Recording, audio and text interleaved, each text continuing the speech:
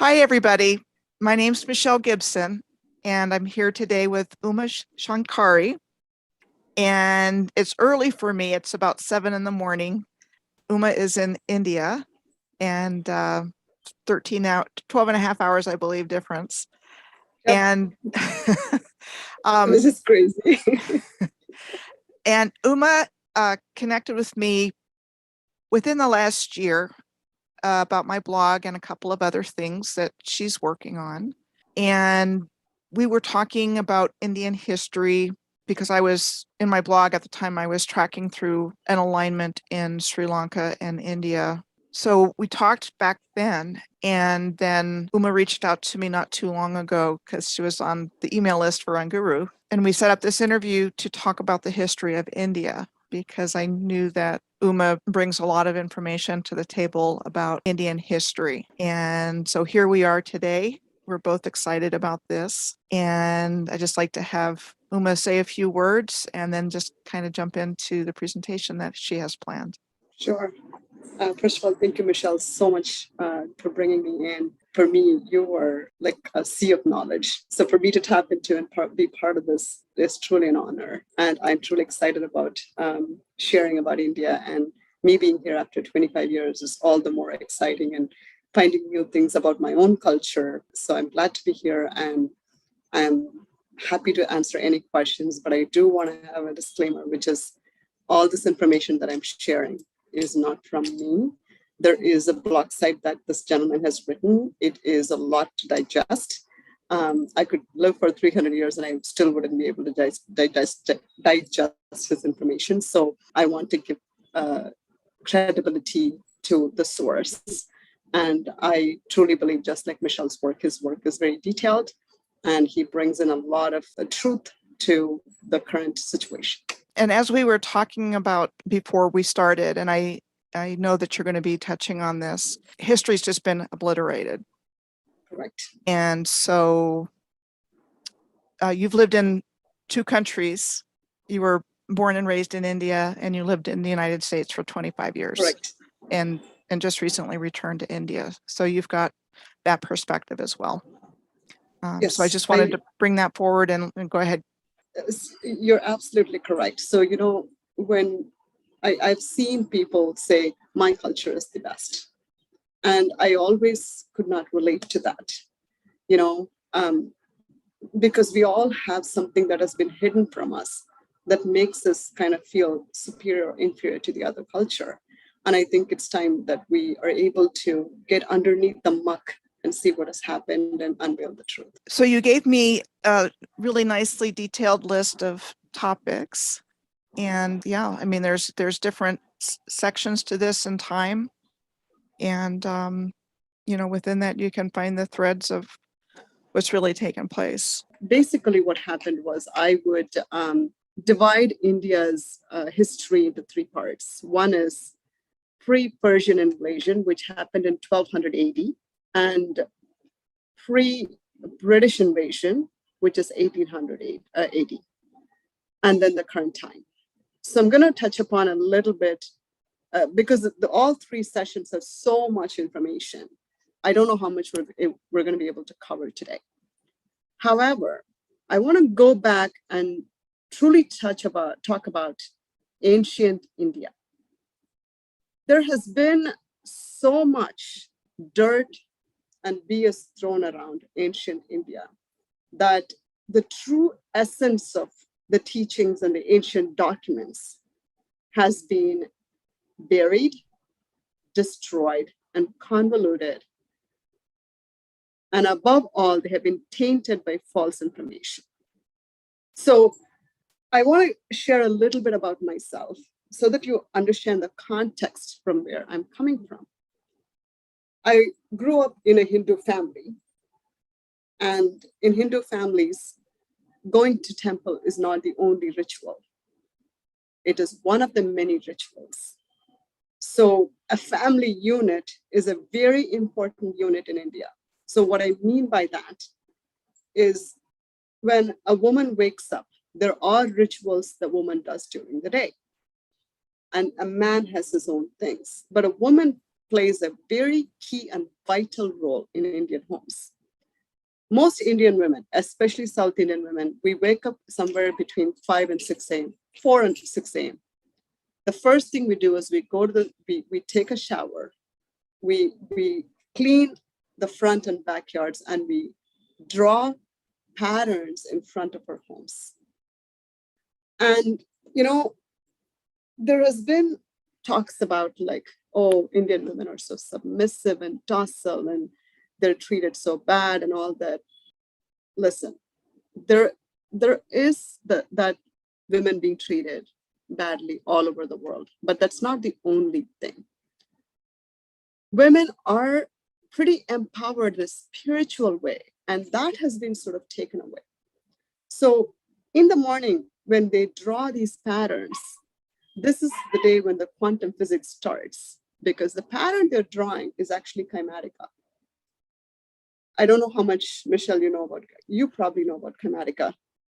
And Okay. I've heard of it. Okay. So basically what Kymatica is, when you utter a particular divine mantra, or let's take the sound of Om, when you utter it in water or a certain medium, it forms a pattern. So sound cannot be seen, but through the pattern, you see the sound, and the pattern also generates a vibration. And this is how most Indian women start their day. So in my culture, each Indian state does things a little bit differently. Women wash and they actually put turmeric on their face, and they put the bindi, which I'm wearing, in the middle of their forehead. Why do they do that? And the bindi they wear is actually contains mercury, which is frowned upon in the Western world as toxin. But mercury in certain combinations opens up the third eye, and it protects you as a person from being manipulated by the other person. So such a deep and divine culture has been reduced to women are being treated badly. There's so many things that has happened. And I have been a very leftist, woke liberal in the past. And I had to learn certain things about my own culture, because I too had the same kind of opinion that women are treated badly. So I had to take a step back and literally see the world through a different pair of lens, whether it's about America or India or Cambodia, whatever land we live in. So in ancient India, the morning time is for prayers, ritual. The woman washes, she lights a lamp in front of the deity or gods, whatever. She puts a pattern of Kymatica in front of her home, and then she starts her day. If this is not science, I don't know what is. Because the lighting of the lamp, the fire is a very important element in the Hindu tradition. We in India do something called homams. The homams have the capacity to negate EMFs. And there's a completely scientific, reason why we do homams. And if you come to India today, almost every month there's a homam going on in every temple. These homams increase the vibration of the planet, the surroundings you live in, and it can literally negate any negative frequency. So in ancient India is more than 20,000 years old. The oldest idol that has been excavated in India is 32,000 years old. The city I live in, it's called Chennai. It is actually a metropolitan city. What has been told about Chennai is a port was laid out by the British. And I believed for a long time that was true, that the British came, they laid the fort for us. And recently something struck me that is highly impossible. Why do I say that? The oldest temple in the city I live in is 6,000 years old. So basically, what we call carbon dating is actually a lie that we have been given. Carbon dating is really is a manipulated system to sort of show the dates according to the benefit of those who have enslaved us. Most temples, if you take the Temple of Angkor Wat, Cambodia to Egypt, when they were built, they were pointing at a particular constellation. And when you trace back the year, you can actually, in Hindu calendar, you can trace back at what time that particular constellation was pointing to Earth, and you can tell when it was built. Whereas if you take carbon dating, there is a temple called the Kapalishwara Temple, which they have claimed in Wikipedia is 1,000 years old or 1,200 years old. It is actually 6,000 years old. So the entire, diaspora of India has been suppressed to show that it's not that big of a tradition or culture, which they're lying. So going back about 20,000 years ago, people who were called Maharishis, who we also call as indigo children in these days, were people with 12 strands of DNA. 12-stranded DNA folks could download anything from the cosmos with a language that freely flowed from their mouth or mind. These 12-stranded Maharishis didn't go and learn a language. They were so connected to the cosmos, and they had a huge pineal gland that they were able to derive the information directly into their being. So ancient India, everything was handed down through oral route.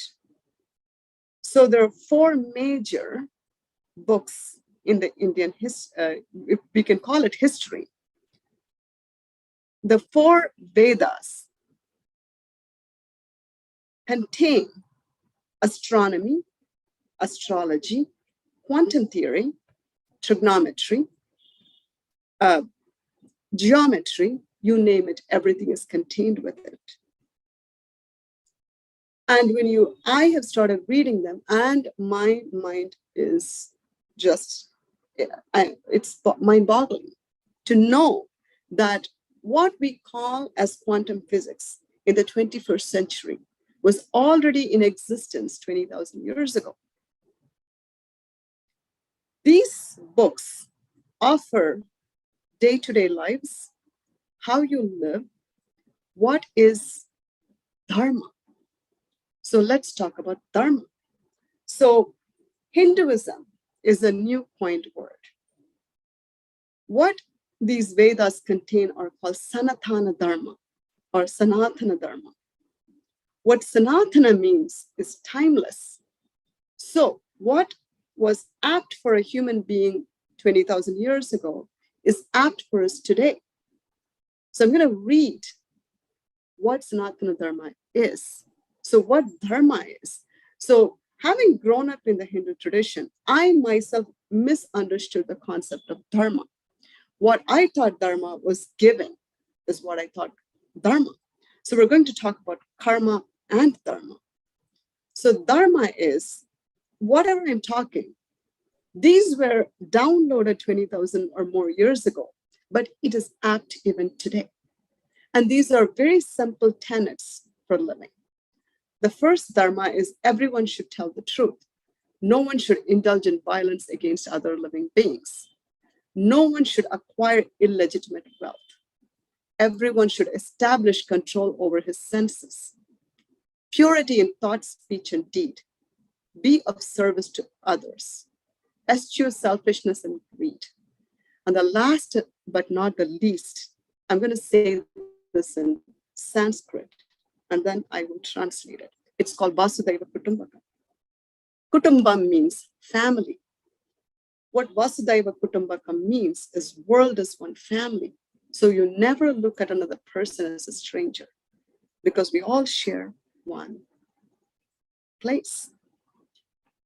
And what is interesting is Sanskrit, the mother of all languages, is Kaimatika. It contains sound vibration. So the sound vibration is written down in the form of pattern of Kaimatika. So Sanskrit, I recently found out, actually literally today what I found out was, if you use Sanskrit as a coded language in computers, it can think consciously. Because right now we have a 0 or 1. It can only say yes or no. There is no subjective thinking. There is no sense of a conscience. It just spews number based on what you input. If we had a thinking computer, it would be run on Sanskrit. The famous scientist Mendeleev, I don't know if I'm pronouncing his name correctly, who coined the periodic table based on Sanskrit. So what he did is he took the atomic values, he looked at the alphabets, how they were arranged, and that is how he arranged the alphabets, the periodic table. But Mendeleev never got a Nobel Prize or the recognition for it because he quoted the Vedas and he quoted Sanskrit. And he died a Hindu. He followed Sanatana Dharma.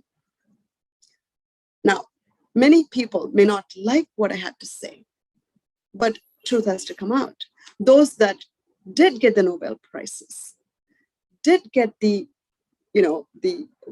fame, all had to follow the path laid out for them by others to say what they needed to say. But the funny thing is, most quantum physicists who took the information never gave back, never once uttered that they got this from the Vedas. Oppenheimer, I forgot his first name, who made a speech right after the atomic bombing in Hiroshima and Nagasaki. He mentioned it. He talked about the Vedas. I have heard his speech more than once.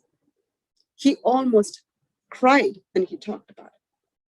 The reason he uttered about the Vedas when the bomb was dropped was because atomic bomb, the information about atomic bombs existed in the Vedas way before 1800s.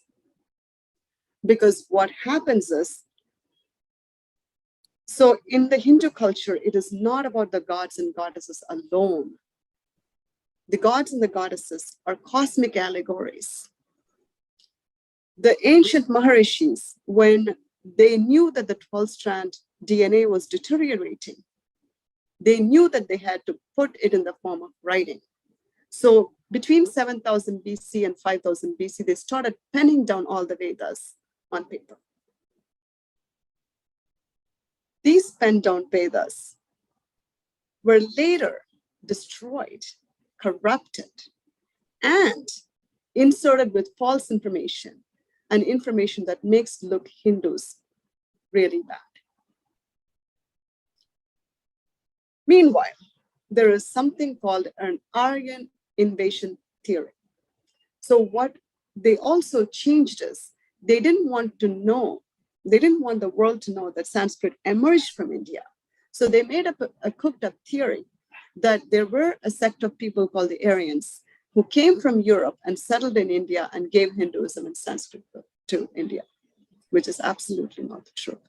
So that makes it look like Indians are really stupid. And I will make a very honest comment. And this is for all of us, because our society, our politicians, our forefathers, who we blindly follow, and that includes all the forefathers of India. And some of the people, if I name them, people are not going to like it. These forefathers really corrupted our brains to think a certain way. Be it US or India, these forefathers in reality, with the exception of a few, very few, try to subvert the truth. So Sanskrit, being the mother of all languages, there is also another revelation around it. When we read mantras in India, the mantras are supposed to be read in Sanskrit. For someone like me, who never ever connected with Hinduism, took all these deflections about the Indian culture and I latched onto it. I truly believed, I truly didn't pay attention to my own culture. And very recently, I started reading and I found out what happened. So the mantras, it's not about the meaning in the mantras. These mantras were downloaded by these 12-strand Maharishis. When they're uttered, they go into our body, because our body is about 60 to 70% water. They vibrate, they resonate within our DNA. And they have the ability to clear our DNA, our chakras, our past life, and uplift and release our karma. So, coming back to karma, I want to talk about casteism. Because when I travel, people ask me very funny questions, just like Americans get a lot of funny questions. Me being Indian, when I move to India or when I travel to any European countries, I get asked a lot of funny questions. Some of them are, oh, you guys have caste system. And I really don't know where to go with it. I kind of say, yeah. But I also am uneducated to answer their question. So basically, what is caste system is today is a very convoluted and a system that has been created to create diversion, separation, and to pit everybody against each other. But the people who created it are not smart enough to come up with their own system. What they did is they took the existing caste system and they added a lot of things to it and created furthermore castes and caused separation. And they lied in the history books. So this created a lot of animosity between the people who live amongst each other. The actual caste system in India is karma-based and DNA-based. So what do I mean by that? There are 4 castes in the Varna system, which is truly based on color.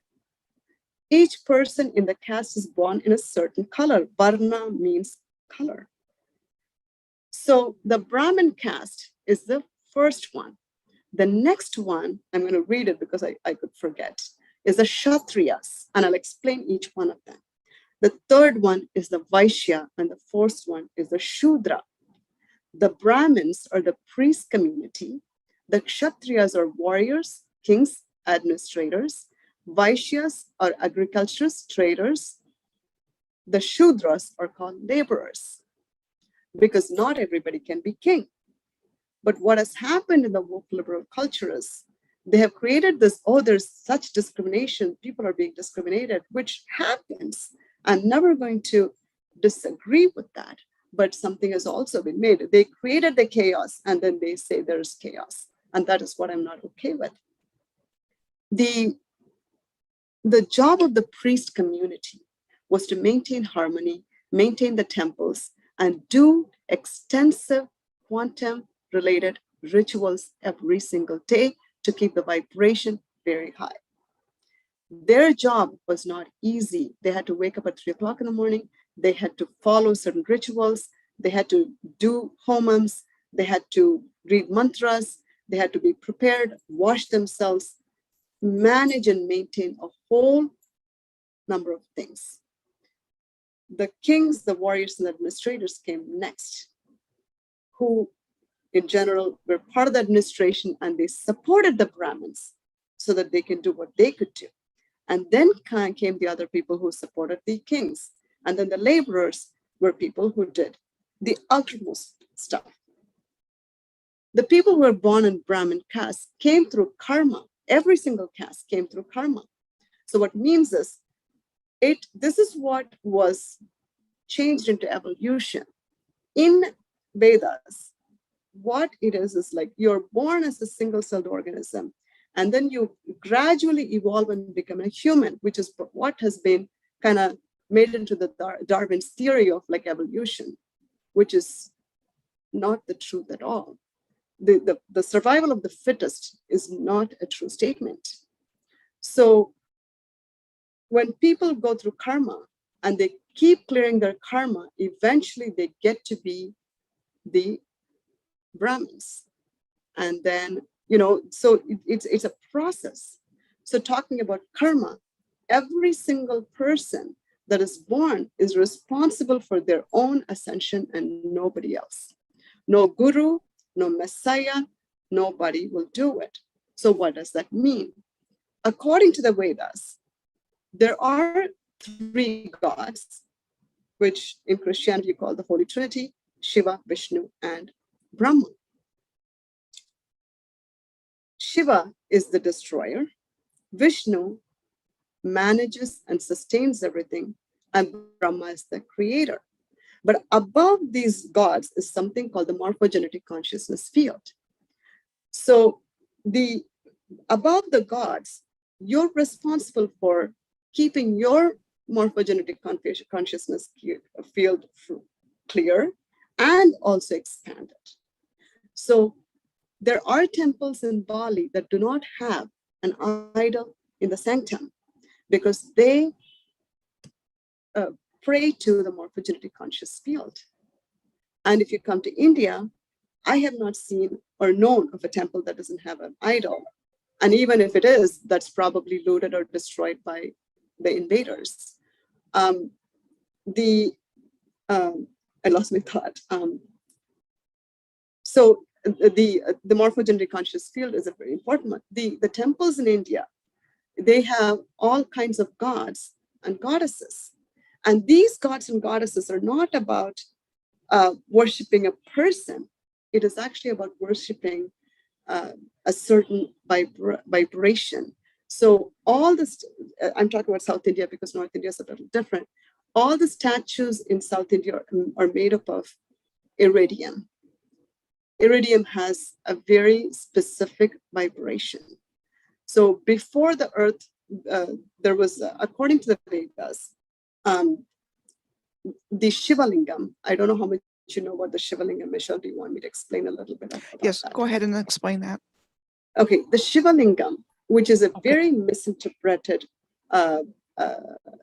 tool, I would say. It also is a statue. It's going to be a little crass, but I have to say it is. People think it's a big penis with a vagina, which is it's not. It is a phallus symbol, but it's a very different connotation. What it is it's a black meteorite stone that showered upon the earth that contains the DNA of mankind. So when the meteorite showered, that's when the black meteorite stone contains iridium, which was important for the formation of life on earth. So this has been, so if you look at it, there are very many Shiva Lingam temples in the world, not just in India. So there are certain Shiva Lingam temples where the meteorite stone is already formed. It's not something that's carved out. There are temples where there's a Shiva Lingam that's carved out, but there are certain temples where it already existed and then a temple was made on top of it. Usually in the temples, there are several, I wouldn't say evolution, no. They do pujas or offerings where they shower the idol or the Shiva Lingam with either water, ghee, which is clarified butter, yogurt, or milk. The reason they do it is the black meteorite stone, the Shiva Lingam, is a very highly vibratory stone. and it gets heated up very easily. And to protect the amount of heat that is being generated, they have to constantly cool it down, and they do pujas. And there are very systematic, rhythmic, step-by-step process that they follow when they do it. In the US, I get a lot of questions about vegetarianism. I never know how to answer the question, because in India, it is not a topic of discussion. It is practiced very strictly. When people are vegetarians, they practice it very strictly. The vegetarian concept has existed in India for thousands of years. And when priests go into a temple, they're supposed to be vegetarians. I cannot claim they're all vegetarians. Most likely, I would like to think they are. In Indian temples, there is not supposed to be any bloodshed. When any bloodshed happens, it is the whole sanctum is supposed to be cleansed immediately. This particular concept has been sort of twisted and tainted, and all sorts of things have happened, where in the last 200 years, ever since the British invasion, we have had in certain, not all temples, in certain temples, they have animal sacrifices, which is usually not done. So I'm trying to give an example where it has been sort of hijacked. So even among Hindus, now they don't understand whether we can eat meat or not eat meat, or, that has become a sort of a conversation, which never, even 30, 40 years ago when I lived in India, that was not a conversation. Nobody talked about whether we should eat meat or not. It was very clear that we didn't. And the whole concept and debate about if it's healthy or not it never used to exist in India. Now there is a raise in meat eating, and there's a lot more meat eating now than I have ever witnessed in India. Before I left India, this was not the case.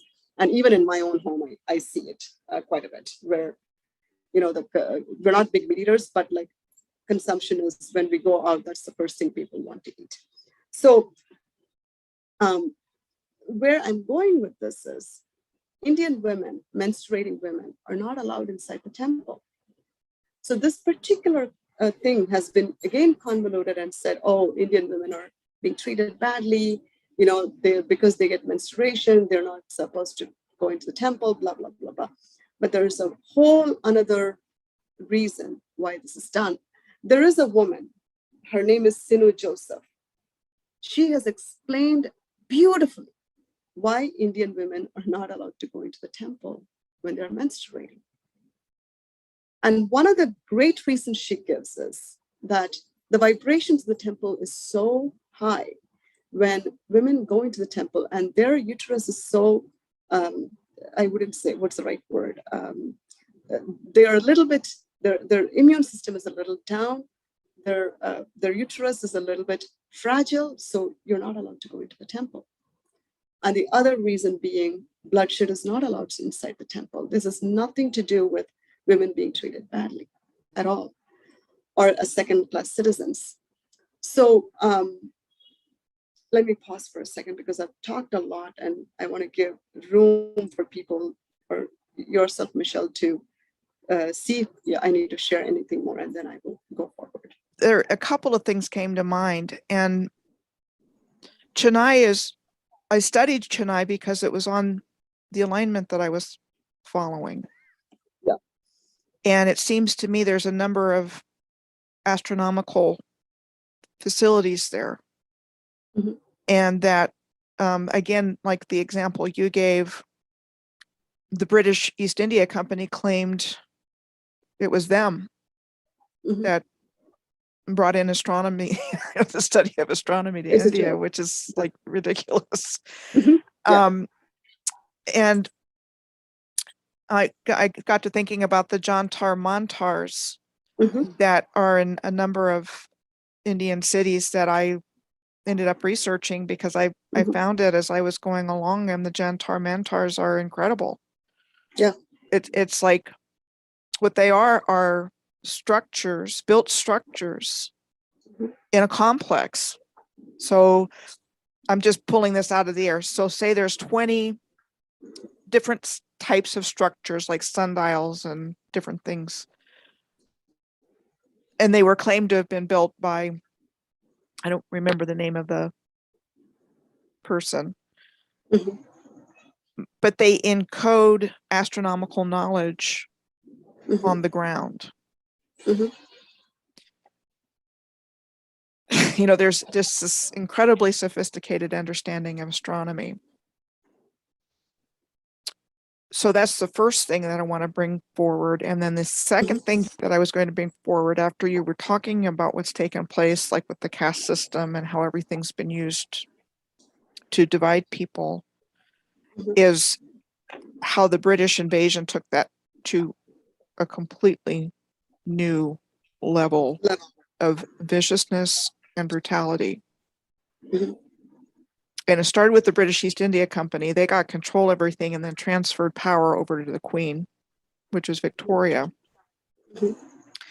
And the modern history of Britain, I mean, the modern history of India is about how the British manipulated the Indians to kill each other. It was partitioned several times, first in Bengal in the early 1900s, and then the partition of India at the end of the Second World War. It was like, you know, on a day that you're supposed to be celebrating your independence, people are being split into Hindus and Muslims and transferred to completely different places. And in the meantime, they're killing each other off. So so this particular conversation, Michelle, I have 3 parts to it. Each one will take about an hour and a half. So we're going to the third part, and I'm okay with that because let's roll with that. So first of all, to answer your first question, the Vedas have all the astronomy laid out to a precision. Most inventions happened between 1800 and 1900. And I always used to wonder, how did the European man have so much intelligence that he invented everything between the 1800s and 1900s? Lo and behold, they were here taking the Vedas and reading it up. That too, not very well, and creating things. In fact, there is a document called Vimanika Shastra. Vimana means airplane. They had sophisticated airplanes in India. And there was a couple who made an airplane. They showed it to the British. They killed them. And the Wright brothers took it. Now, if I go and tell this to a British, they'll laugh at my face. I'm okay with that. They can laugh at whatever they want. That's one thing. And the other thing is, they were, the British, before the British, when the British came in, I think the people actually sighed with relief. Okay. And I say that with tongue in cheek because the rulers before that were equally bad, who were the Persian rulers.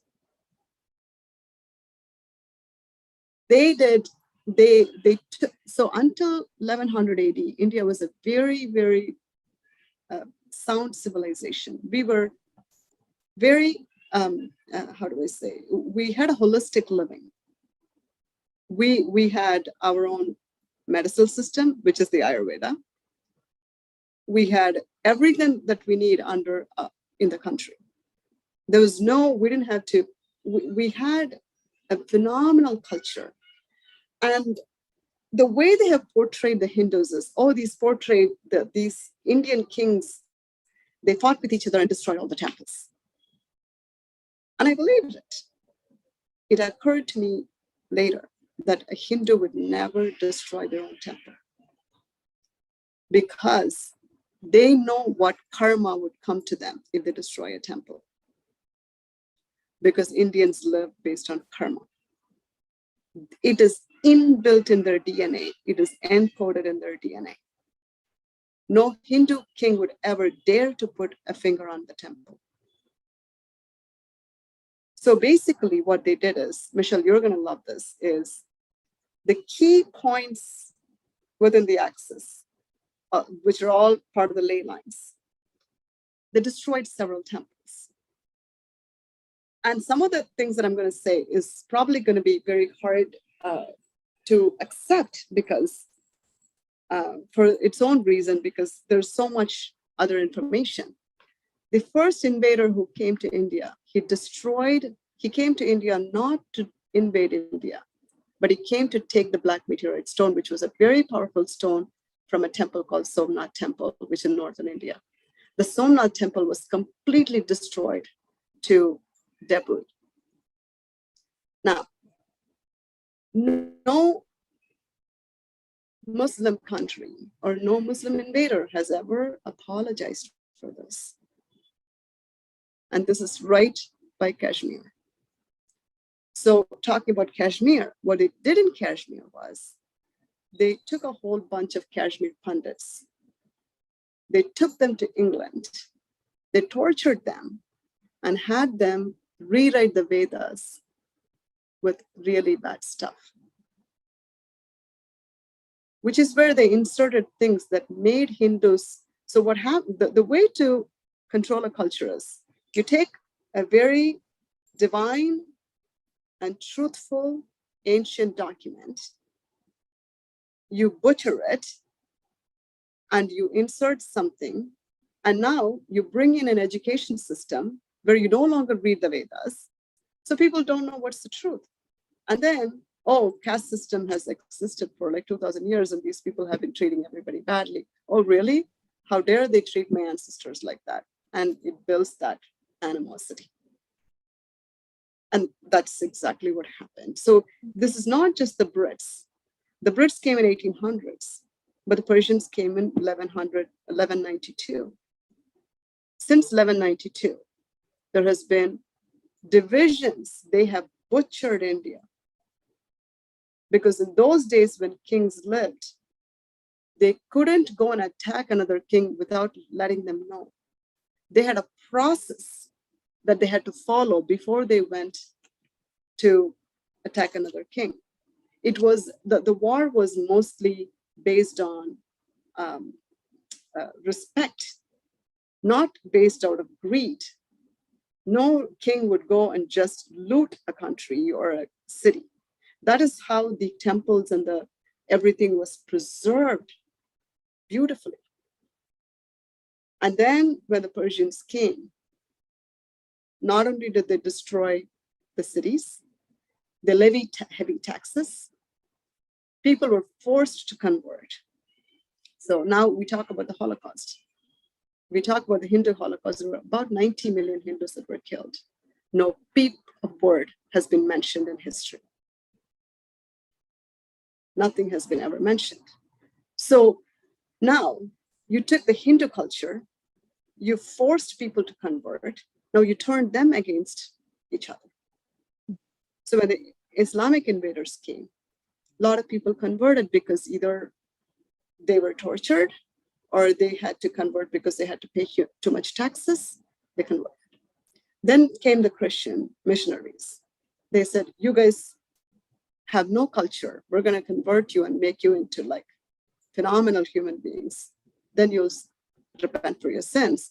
And then what happened was they created another sect. Now you have 3 different religions pitting against each other. And this is I'm actually, you may have to edit this, Shall, I don't know how you do it, but it's the truth. It happened.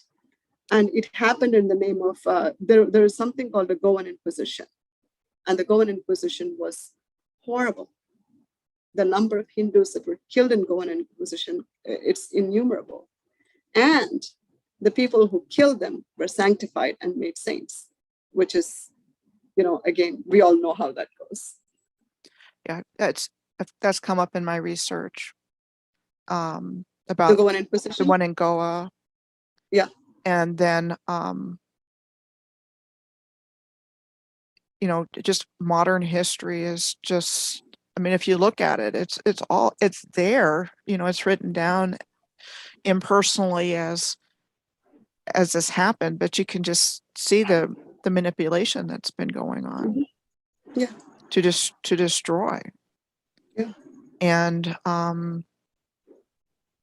you know, I've read about it, I've seen it, I've written about it. And when I was tracking one particular long distance alignment through India, I crossed one point, and then I came back around and then crossed another point, just, you know, following this Mhm. ley line. Mhm. The amazing culture that was in place, just absolutely mind-blowingly advanced, with the palaces and the temples and, you know, and everything else. And I did go through the Indus River Valley on this. And I think when we talked before, when we talked the very first time, what ended up happening were the people that were the rulers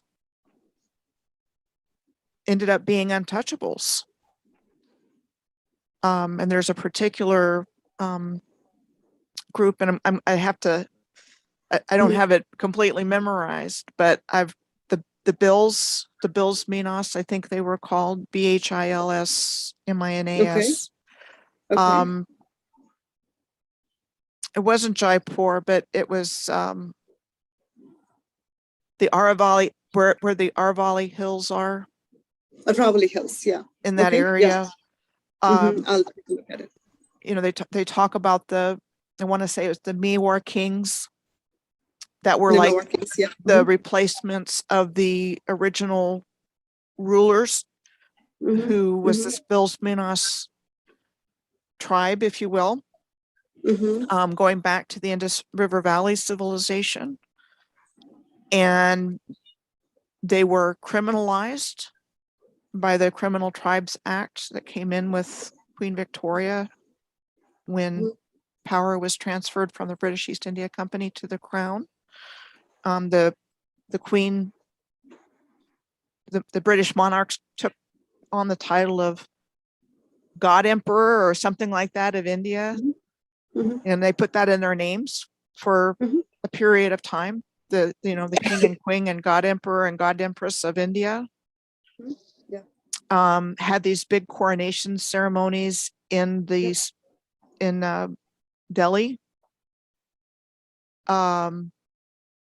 Yep. You know, proclaiming, I mean, they wanted India. India was the jewel in their crown. Oh, I have a story for you, but I'll let you finish. Yes. Yes. You know, I mean, Literally. so so, and getting back to the ruling tribe that I was talking about, the Bills Minas, they were criminalized, kind of like what's going on today with COVID, in the sense that the men had to be tracked. Yeah. Mhm. They had to report in. It's called the Criminal Tribes Act. You can look it up. And they were turned into untouchables, which I want to, like, non-citizens. I mean, they weren't even given the rights to basic care by this Yes. whole process. I mean, that's what's taken place here. And So anyway, go ahead. sorry, I keep interrupting. I'm sorry. So I want to go back to the word untouchables. The word untouchable didn't exist in the history of India, in the ancient history of India. The word untouchables were coined by the British.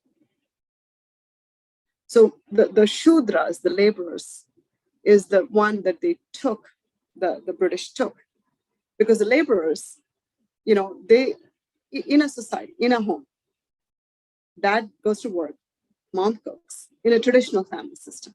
Mom cooks, sister takes care of the babysitter. So it doesn't mean one job is lesser than the other. Each one had a role. The Shudras, just like certain words have been manipulated into having a negative connotation, the word Shudra literally means laborers. But what they did is they took it and said, Shudras is untouchable. So even today in India, the word Shudra has a very negative connotation. So there's really nothing called untouchables. So what it was is, within the sanctity of the temple, there's certain things you were not supposed to do. And even today we follow it. When I eat meat, which I don't, in general, when a person eats meat, they cannot go into a temple, period. There are certain temples that have changed the rules, but in general, you cannot go in. That doesn't make you a Shudra or an untouchable. It's the rule of the Vedas, because what did we talk about in the Dharma? No one should indulge in violence against other living beings. That is a dharma. If you violated the dharma, you can't enter the temple.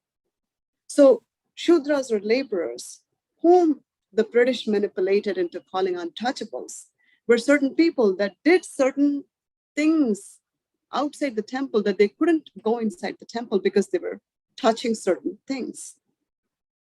And they were very clear about their role, because they weren't doing like, oh my God, I can't go into the temple. That was their job.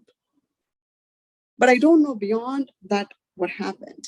But the whole creation of today, there is 1 million castes, and each caste is being pitted against each other. And now they're talking about, oh my God, there was untouchables, which I'm pretty sure some form of thing existed in post-ancient India.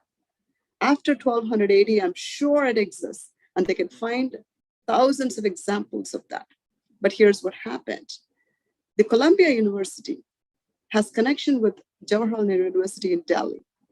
And there are a lot of liberals in both these sides, and they cook up all this information and keep spewing at India. That, look at these untouchables. So they have NGOs that are sent to rescue and all. So it's a problem, reaction, solution. Who created the problem? They did. Who reacts? We do. Who gives a solution? They do. So that's as simple as. So I also want to be careful about the whole word of untouchables, how it came about.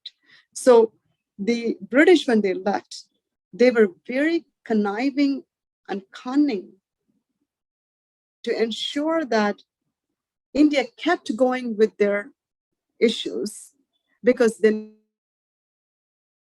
never left India in the first place. They left in name, but they brought in all the corporations. They took all the money from the temples. So they still underhandedly work in India. So they needed this sort of division to control.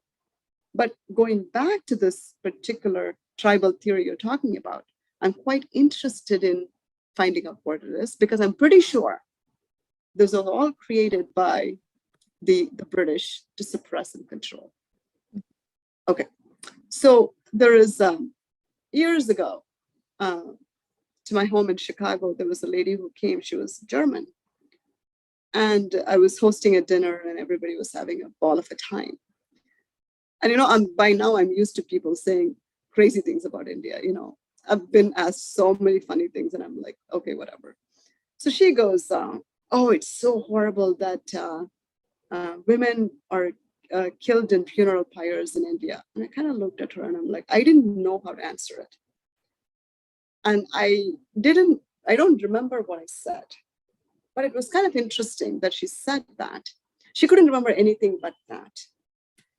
And at that point, so basically there's a word called sati. There is an actual sati that is in Vedas, and there's been explanation to what actual sati is, and I'll talk about it in a little bit.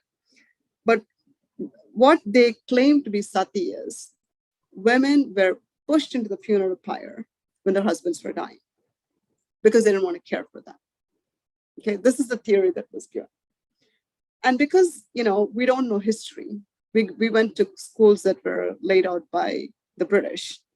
We learned that sati existed in India and like females were killed, blah, blah, blah, blah, blah. And I'm sure 1 or 2 females got killed by some brute. I'm not going to deny it. But what actually happened is not that. When the Persian invasion happened, it was brutal. A lot of Indian queens were raped and taken as sex slaves into the harem. Harems never existed in India before that. When they were taken in, they were treated so badly that the thought of being as a sex slave to a foreign ruler just was so difficult for these queens that they jumped into the funeral pyres of their husbands. So now, what did the British do? The British said, Indians are so backwards that they pushed the women into the funeral pyre. However, it didn't occur to me that, hey, I've never seen one, or I've never heard an extended, like several friends that anything like this has ever happened. But the actual sati is actually a very beautiful story. It is actually about divine masculine and the divine feminine. What it is Shiva, who was a confirmed bachelor, he was always in penance and he was doing his own thing. And Sati, who was born in a human form, was so in love with Shiva that she meditated continuously to make sure that he was her husband. Shiva takes note of it and he goes, oh my God, yes, I'll marry her. And he marries Sati. Sati's father, he has a fire ceremony at his home.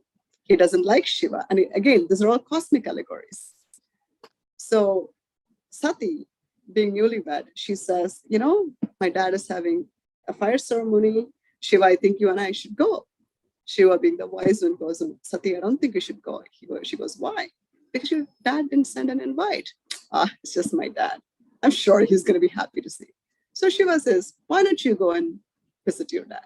She goes and she sees that Shiva doesn't have a chair, because in those days when they do the homam or the fire ceremony, there were specific places laid for each person in the family.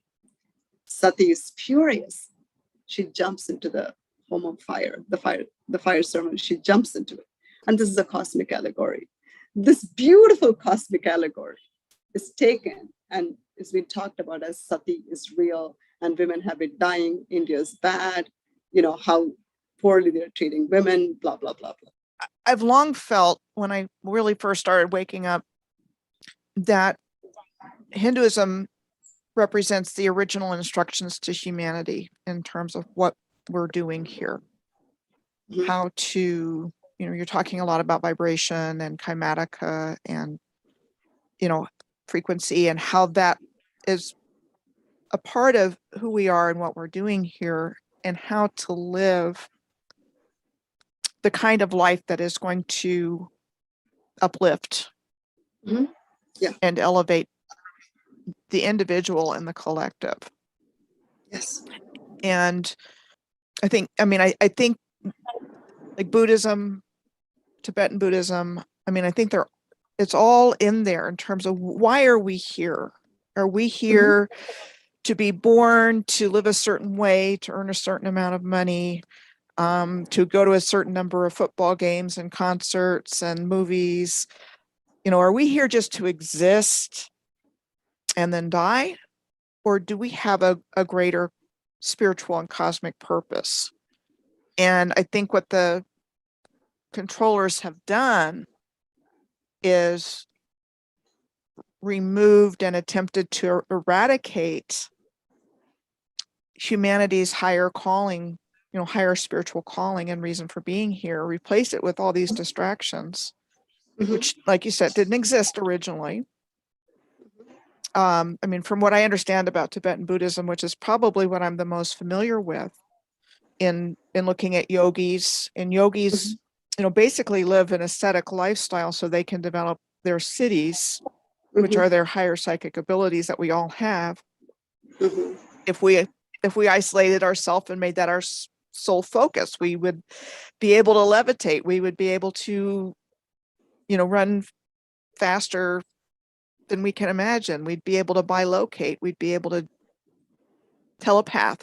We'd be able to do all of these things, and that the community would support the people that chose to be yogis, where they would give them food and clothing and whatnot, from what I understand. So let me shed some light on that. So there is something that they have done with Buddhism in India. And that's even more sensitive topic, so we'll stage it for later. But according to Hinduism, there is no celibacy. It is absolutely a no. Very few people get to be celibate. The reason being, the Vedas tell you how to live a life. So up until you're 18 to 20, you're in education. You cannot think of sex. It's all about your learning. And some of the videos I've seen about this learning, there are schools called gurukuls where they teach yogic content. And you're dedicated to absolute learning. And learning is not just about like cool things. It's also about how do you be with an elder? How do you treat an elder? How do you treat your wife? How do you treat your neighbor? What are the codes by which you live by? What are the ethics by which you live by? What is the Dharma? And what is interesting, Michelle, is that it's not a set of laws that you have to strictly adhere to. These are subjective laws. Someone could have killed a person and they are supposed to be punished, but another person could have killed, but for a completely entirely different reason.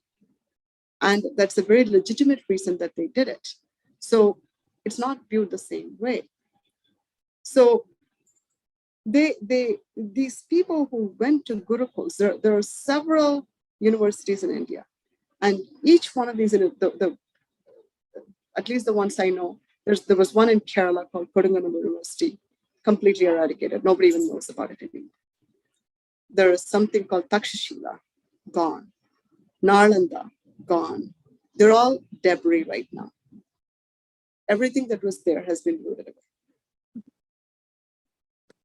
These universities were places where discussions happened. The guru was a real guru. He cared for your growth. He didn't come to get a paycheck because these gurus were not paid. After 21, you are supposed to enter married life. People got married young in those days. There was a reason. At 21, 22, they entered married life. From the age of 21 to 50, they were supposed to do everything within the familial structure. After 50, they were supposed to go into spiritual enlightenment. And the last stage was they went and became ascetics. They isolated themselves. But if you see so the concept is there in Buddhism where people become monks. That concept has now rolled into Hinduism. However, that's not what Hinduism actually about. Because what happened was they created diversion with Hinduism and Buddhism happened. That's what happened. If you look at the roots of, because Hinduism is older than Buddhism. The reason all these religions were splintered was to make sure Hinduism is not known as the oldest language, oldest religion. The other thing that comes to mind is the series that I did when I was going through Sri Lanka and up into southern India. Mm-hmm. And it was shortly after that you connected with me. Is that the library in Jaffna, Sri Lanka, was burned. Yep, I'm not surprised. And I want to say it was in the 60s or 70s, and Mm-hmm. same old reason. I mean, Mm-hmm. a group of unhappy students or whatever. Yeah. But somebody left me a comment that library held ancient information about how to reconnect with the divine self and that kind of thing. And Sri Lanka was particularly known for the Nagas. Yes.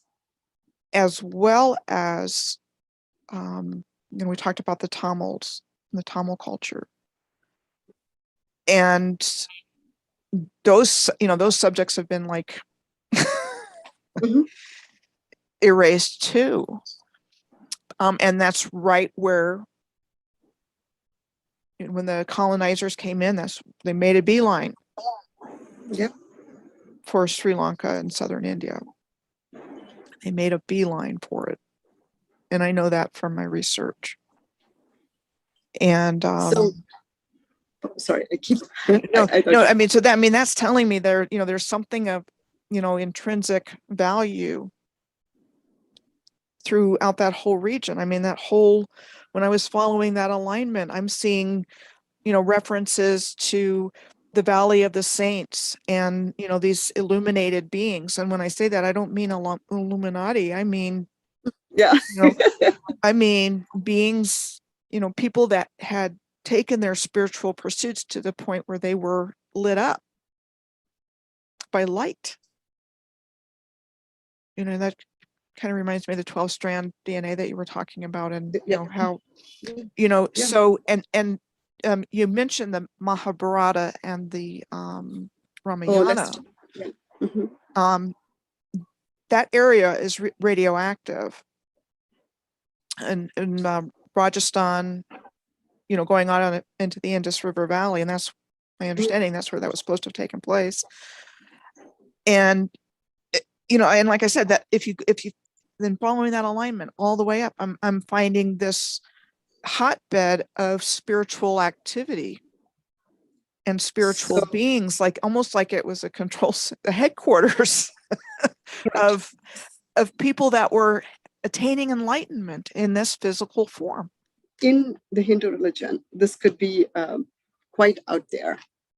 So we have the three, the Shiva, Vishnu, and Brahma, right? Shiva and Brahma always remain a cosmic allegory. Vishnu, when there is need, he takes human form. And he comes in as 13th strand human being. When Vishnu comes in as a 13th strand human being, it is necessary for him to step in and come in as a 13th strand human being. But when he comes in, he also has to play by the laws of karma. He's not considered a messiah. When Ramayana happened, which happened in Sri Lanka and south of Tamil Nadu, that's when Ravana takes, Sita is in Ravana's, I don't know where, I don't know Ramayana completely, but she is in Sri Lanka. And the war happens between Ravana and Rama. That is a true story, which has been modified as a mythology. So Rama was a Vishnu reincarnation. Mahabharata was the one you're looking at, the radioactive thing, which Oppenheimer talks about. Have you heard Oppenheimer's speech? Something I've become, I haven't heard his speech, but I know he says something profound in it about that. Yeah, it was right after the bombing in Nagasaki or Hiroshima. The Mahabharata happened towards the area you talked about, and they did drop an atomic bomb.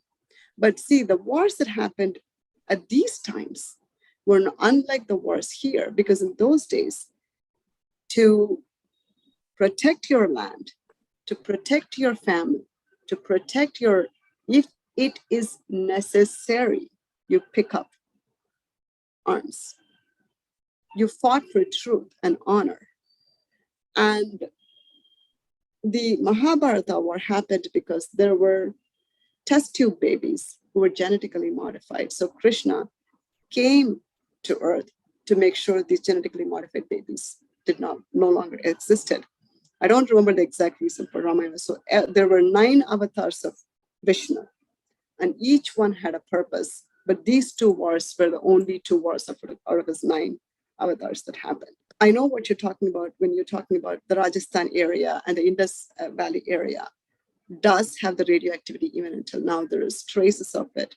And that happened, I think, I don't know if it was before 5000 BC or what. I have to go back and look, but there are still those do exist, and that's where Oppenheimer refers in his speech and says in the Mahabharata they've already used it. See, for me, growing up in India, it was totally like a Harry Potter story. I never thought it was true. I really thought them to be mythology that was being like just shared. Um, and now that I look back and understand it, you kind of go, oh, wow, this is more than what I could have ever understood. And it's kind of mind boggling. And at the same time, it's kind of, there's a sense of peace about it. Okay, so we're not stupid. We're not making up stuff, because Ramayana is like this, I don't know how big, it's like a huge volume. It's a tome. That's what they call it in English, right? It's a tome. It's a huge book. So people can't creatively make up and cook up stories and write something like so deep and divine such as that. So we have to include Mahabharata and Ramayana as part of our history. And we as Hindus have to stop calling them as mythology and really own it as our history, which, yeah. Given that they've done such a hatchet job on humanity and Hinduism within that collective, and all of the beautiful ideals and abilities that it represents, how do we attain that, given we have to have compassion in our hearts for what's taken place, because anger is not going to raise our consciousness. So, we seem to be living in a time where this is coming back out. And how much of your own story are you comfortable sharing, given that you have this lineage and you've received information that pertains to the world we live in? So, how little or however much you want to answer that last part. I can answer a lot about that. So, first of all, for the first time, I'm proud to be a Hindu and call myself a Hindu, because I've never called myself that.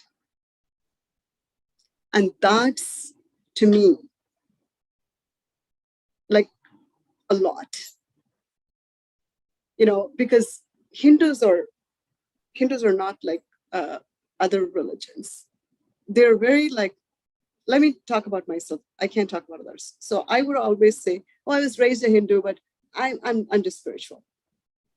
Like that means something, It's almost like I didn't want to offend people by saying that I'm a Hindu. And if you live in India and you're a Hindu, at some point of time, you'll be approached by a missionary to get converted. That's just the norm. That's just how it works. And I'm used to it by now. Even when I come to US, someone will approach me to get converted. And it's the most annoying thing that I've found.